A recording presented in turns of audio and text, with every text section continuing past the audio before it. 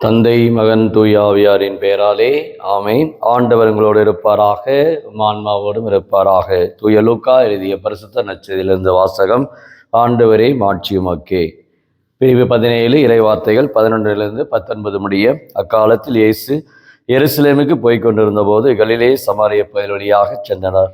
ஒரு ஊருக்குள் வந்தபொழுது 10 தொழிலாளர் அவருக்கு எதிர்கொண்டு வந்து தூரத்தில் நின்று கொண்டே, ஐயா, இயேசுவே, எங்களுக்கு இறங்கும் என்று உரக்க குரல் எழுப்பி வேண்டினார்கள். அவர் அவர்களை பார்த்து, நீங்கள் போய் உங்களை குருக்களிடம் காண்பீங்கள் என்றார். அவ்வாறே அவர்கள் புறப்பட்டு போகும்போது அவர்கள் நோய் நீங்கிற்று. அவள் ஒருவர் தம் பிணி தீர்ந்திருப்பதைக் கண்டு உரத்த குரலில் கடவுளை போற்றி பொழுது கொண்டே இயேசுவிடம் திரும்பி வந்தார். அவருடைய காலில் முகங்குப்புற விழுந்து அவருக்கு நன்றி செலுத்தினார். அவரோ ஒரு சமாரியர்.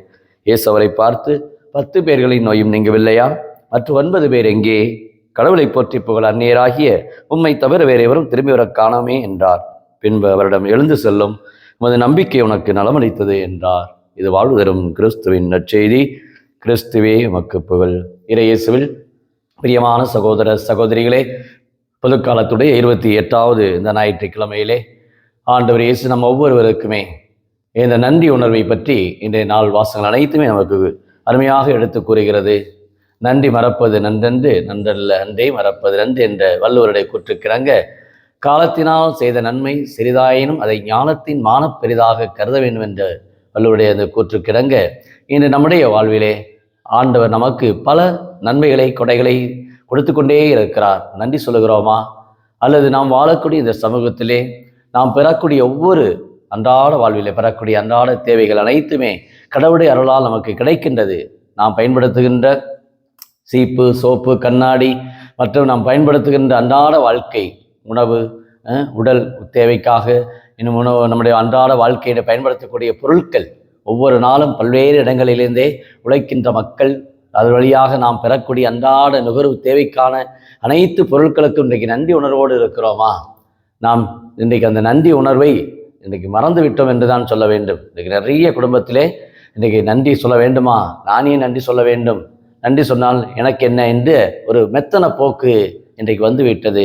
அவர்கள் தங்களுடைய கடமையை தானே செய்கின்றார்கள், அவர்கள் தங்களுடைய பொறுப்பை தானே செய்கிறார்கள். இதற்கே நான் நன்றி சொல்ல வேண்டும், என்னால் நன்றி சொல்ல முடியாது, நன்றி சொல்ல இயலாது என்ற போக்கு இன்றைக்கு அதிகமாக இருக்கின்றது.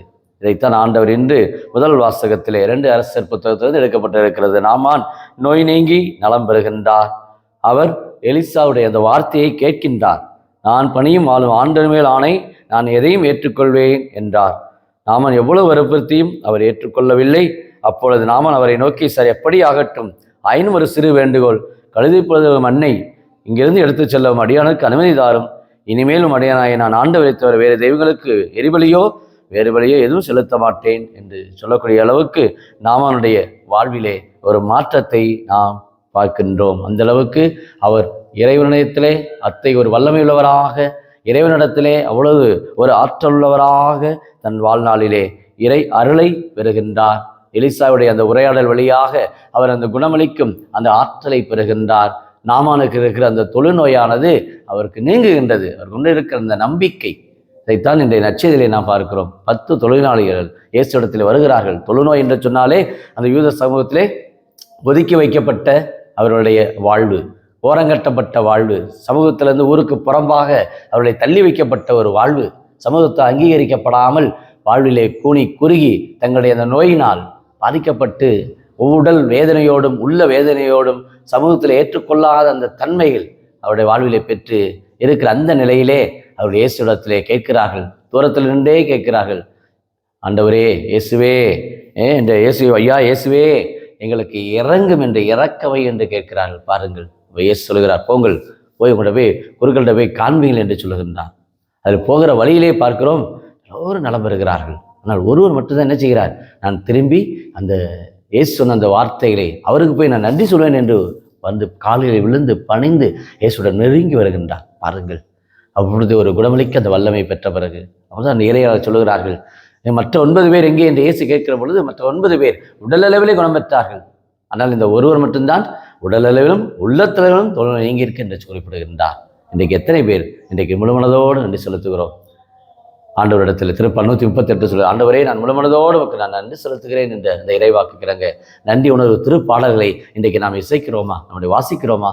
நன்றி உணர்வுகளோடு இன்றைக்கு உள்ளத்திலே அந்த ஒரு சமாரியர் சொன்னார் என்று அந்நியராய் உண்மை தவிர மற்ற 9 பேர் எங்கே என்று கேட்கிறார்.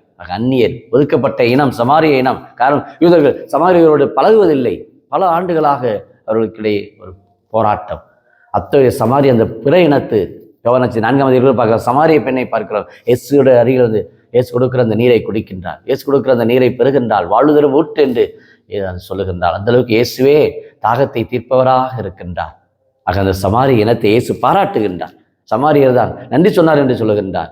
ஆக நாம் யாரெல்லாம் தேர்ந்தெடுக்கப்பட்ட மக்கள் என்று சொல்கிறோமோ அவர்கள் கடவுளுடைய வார்த்தையை புறக்கணிக்கிறார்கள். ஆனால் இவர் அந்நியர்களோ, ஒதுக்கப்பட்ட அந்த நிலையில் இருப்பவர்களோ சமாரியை தேடி ஆண்டவர் நன்றி சொல்லுகிறார்கள். அவர் நன்றி சொல்லக்கூடிய அந்த உள்ளத்திலே நம்பிக்கை இருக்கிறது. அதான் பார்க்கிறோம். நீ உனது நம்பிக்கை உனக்கு நலமுளைத்து என்று சொல்லுகிறார். இப்போ நன்றி உணர்வோடு இருக்கிற பொழுது நமக்கு நம்பிக்கை வருகிறது. இப்போ சோழடியார் தெசலோனியர்களில் சொல்லுகிறார். 1 தெசலோனியர் 5:16-17 எப்பொழுதும் மகிழ்ச்சியாக இருங்கள், இடைவிடாது ஜெபியுங்கள், எல்லா சூழ்நிலையும் ஆண்டவருக்கு நன்றி கூறுங்கள் என்று சொல்லுகிறார். நமக்கு அத்தை ஒரு மனப்பாக இருக்கிறதா? எல்லா சொல்லும் ஆண்டு இயேசுவே நன்றி அப்பா, உணவை கொடுத்ததுக்கு, இந்த உடலை கொடுத்ததுக்கு, எனக்கு நல்ல பார்வையை கொடுத்ததுக்கு, எனக்கு நல்ல வாழ்வை கொடுத்தமைக்கு. அத்தை ஒரு நேர்மறை தன்மை இன்றைக்கு நிறைய உள்ளவர்கள் இல்லை. எனக்கு அது இல்லை, இது இல்லை, எனக்கு இது கிடைக்கவில்லை, அது கிடைக்கவில்லை, நான் வேண்டியிருந்தேன், எனக்கு இது நடைபெறவில்லை, எப்போது நடக்கும் என்ற ஒரு அங்கலாய்ப்பிலேயே இன்றைக்கு மனிதன வாழ்க்கை உணர்ந்து போய்விடுகிறது. நன்றி சொல்ல மறந்து விடுகிறோம். அநேக குடும்பத்திலே நன்றி இல்லை என்று தான் இன்றைக்கு ஏக்கத்தோடு இருக்கிறோம். நிறைய குடும்பத்தில் எவ்வளோ செய்தாலும் நன்றி இல்லை. எவ்வளோ செய்தாலும் கணவர் மனைவியை பார்த்தும், மனைவி கணவரை பார்த்தும், பெற்றோர் பிள்ளைகளை பார்த்தும் இன்றைக்கு குடும்பத்திலே ஒரு பாரப்பட்ட நிலை. இன்றைக்கு மனதிலே உளைச்சலோடு இருக்கிறோம். ஏன் நான் இதற்காக உழைத்தேன், ஏன் இதற்காக நான் சம்பாதித்தேன்? 60 வயதில், 50 வயதில், 70 வயதிலே இன்றைக்கு போராட்டத்தோடு இருக்கிற நிலையை நான் பார்க்கிறோம். மனிதன வாழ்க்கையில் அந்த நிறைவில்லை. இயேசுவிடத்தில் ஒப்புக் கொடுப்போமா இந்த நாளை? நாம் ஒவ்வொருவருமே ஆண்டவருக்கு நன்றி கொடுக்கிறவர்களாக, இயேசுவே என் வாழ்வு, இயேசுவே என் மீட்பர். அந்த சமாரியர் உணர்ந்து இயேசுடன் திரும்பி வந்தார்.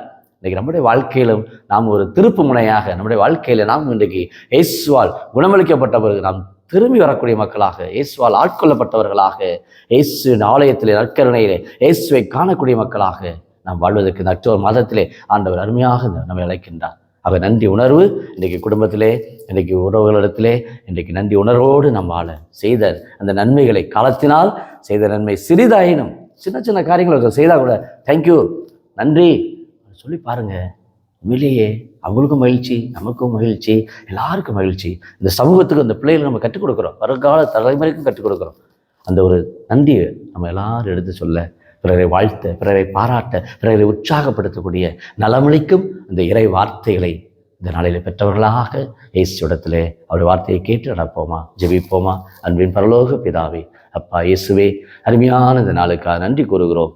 இதை நாங்கள் நன்றி உணர்வோடு உங்களை தேடி வர, நன்றியால் நாங்கள் உண்மை போற்றி புகழ, நீர் செய்த நன்மைகள், நீர் செய்த கொடைகளை நன்றியோடு உங்களை எடுத்து சொல்ல, இது அருமையான இந்த ஞாயிற்றுக்கிழமையிலே உங்களுடைய கரத்தில் ஒப்புக் கொடுக்குற ஏசப்பா, நீரே எங்களுக்கு வாழ்வு மீட்பமாக இருக்கிறீர், நீரே இரட்சகராக இருக்கிறீர். நீர் அந்த 10 தொழுகை சுகப்படுத்தியது போல இன்றைக்கு அநேக பேர் இன்றைக்கு உடலில் உள்ளத்தில் அநேக நோய்களோடு பிடிக்கப்பட்டு இருக்கிறோம். இன்றைக்கு கோபத்தினால், ஆணவத்தினால், அகங்காரத்தினால், இருமாப்பினால் இன்றைக்கு பல்வேறு நோய்களோடு பிள்ளைகளை சுகப்படுத்துவீராக, குணப்படுத்துவீராக.